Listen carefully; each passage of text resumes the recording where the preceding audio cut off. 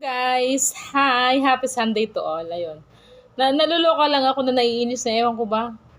Kasi nga kanina bumili kami ng salamin ni Ate Shasha. Pinapalitan namin yung lens sa Quiapo. And I paid an amount for the replacement. And afterwards, pauwi na kami.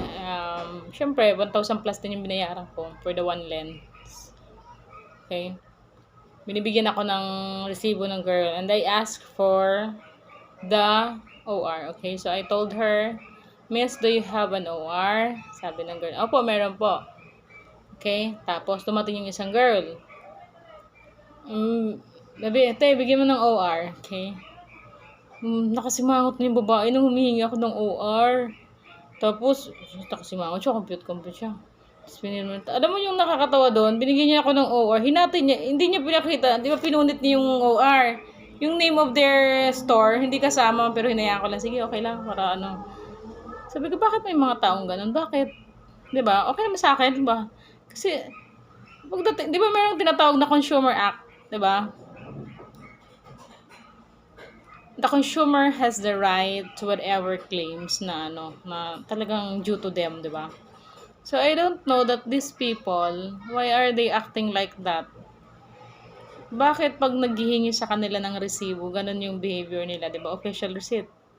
Every store should provide an official receipt, and all the tendera should be informed that it's okay that the customer should ask for the official receipt kasi they pay the amount di ba? So naluloka lang ako kasi sabi ko nasa Quiapo tayo. Simba na ako baka tapos. Pero nandun yung damdamin ko na bakit ganun babae.